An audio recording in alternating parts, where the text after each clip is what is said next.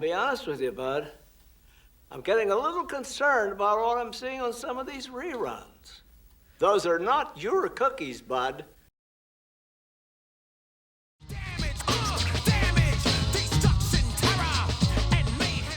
That clip was from 1998's Pleasantville. An awesome film, by the way. I highly recommend it.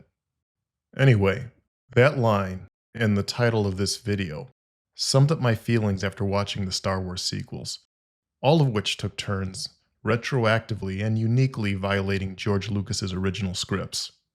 And the worst offender was The Rise of Skywalker. Of the many violations of the sequels, and there were a ton, this was the worst. And this was unforgivable, because this was an act of theft. We've decoded the intel from the First Order spy, and it confirms the worst.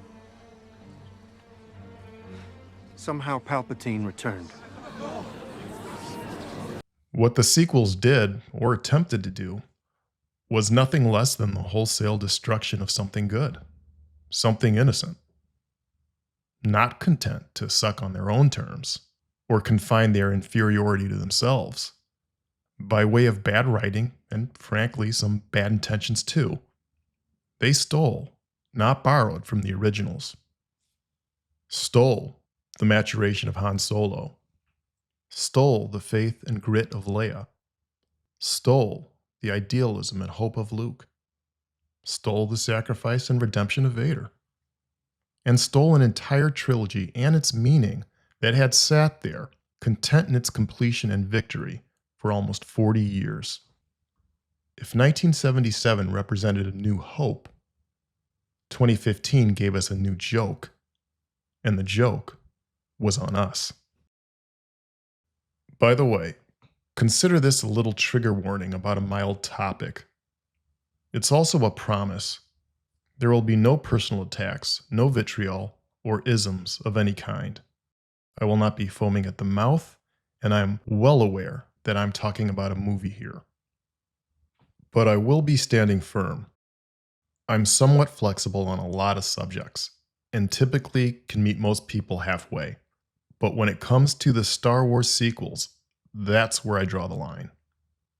You'd have more luck trying to get me to appreciate your stance on abortion than on the Star Wars sequels. That's what we call hyperbole, by the way. Getting back on point, the sequels are so bad. How bad are they? The sequels are so bad that they best serve as cautionary examples of how to tank a franchise. By the time The Rise of Skywalker limped in, the failure of Disney's Star Wars had started to become, for the first time, actually boring. The sequels are so bad that nothing need be trumped up in order to criticize them. Talking about them honestly will be more than sufficient to express what many of you already know. The Star Wars sequels simply cannot live alongside the Star Wars originals. One of you is going to die. Which one will be up to you. I'm sorry, kiddo, I really am. Here. Take a cookie. If Star Wars is to have a sound, cohesive body going forward, the sequels must be wished into a cornfield. If the studio continues to fail to fully and purposefully reboot Star Wars, starting from Episode 6, a lot of fans will simply continue to erase it themselves. Please, son, wish it into the cornfield, please.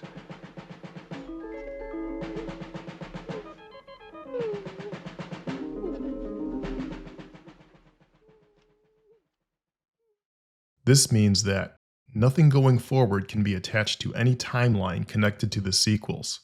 You either end the sequels or you end Star Wars itself. They have to be removed from canon because they're not good enough. They cannot claim the same space because what's happening now is not Star Wars. Search your feelings, you know it to be true. Beyond their visual technical competence, The Force Awakens, The Last Jedi, and The Rise of Skywalker serve as their own counter-arguments against anything positive that might be, I believe, mistakenly said about them. Nothing that could be argued in defense of them is bigger than the point that the stories were simply not good. We can leave political considerations out of it. You know, everything is not an anecdote. You have to discriminate. You choose things that are funny or mildly amusing or interesting. You're a miracle. Your stories have none of that. They're not even amusing accidentally. If my wife ever caught me watching something totally dumb and soul-sucking on TV and asked me how I could stand it, I could, in the style of Neil Page, honestly reply, "'Cause I saw the Star Wars sequels. I can take anything."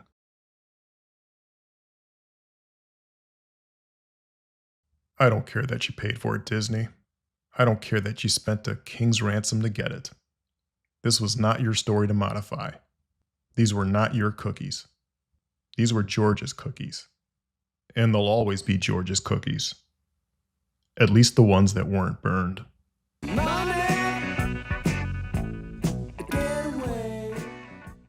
There's doing what's legal and profitable. And then there's doing what's right. And what Disney did was a violation of an unwritten artistic code. Do not, either by vandalization or proxy, change the meaning of someone else's work and call it by their name. When Mark Hamill referred to the reimagined Luke as Jake Skywalker, he was calling out the malpractice of The Last Jedi. Despite this video's thumbnail and title, I will not be dunking on Kathleen Kennedy. I'll be driving hard to the hole for a layup or two, or an occasional fadeaway jumper. But no dunking. I think our culture has had quite enough of that stuff. Today's title was chosen not to be mean, but because it was alliterative. Kathleen's Cookies was simply too good of a title not to use. And because, as an executive producer, she does bear the brunt of the blame here. But I won't be a d*** about it. I especially don't want this to become a gender-based criticism either. It doesn't have to, and it won't. But I have a daughter, one I'm quite proud of. And when she was young, we read a bunch of books together, including the Wizard of Oz stories, and later the Hunger Games series. So when I heard that the new Star Wars films were going to feature a female lead or co-lead, I thought, okay, that could be interesting. But I had my reservations because of just how poorly female action leads are typically written in film.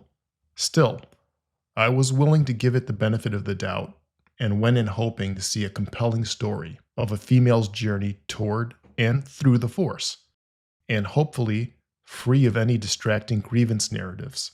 My expectations for myself and my daughter were pinned on the hope that this was going to be well written, because these were George's cookies. And they used to be good. Disney was being handed the keys to a classic drop-top Ferrari, and we were hoping that the drivers weren't going to act like careless valets. But they did, didn't they?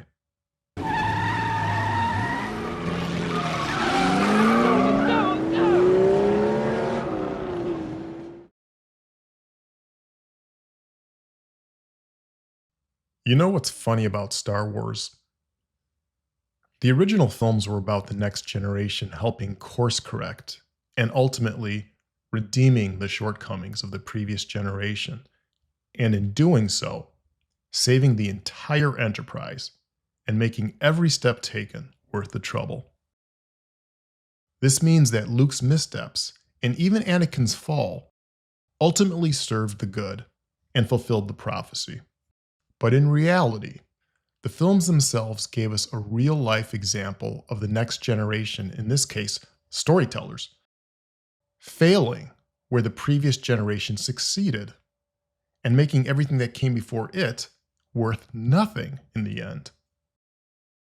The sequels stole Vader's redemption and the trophies of Luke and the Rebels to be immediately handed over to someone else. It wasn't enough for this new generation to win its own unique battles. The previous generation had to lose theirs out of petty spite and jealousy. That last part, of course, is my opinion, but the evidence are the sequels themselves and how they managed to reframe Lucas's stories. The sequels stole. They sucked in the most literal sense of the word.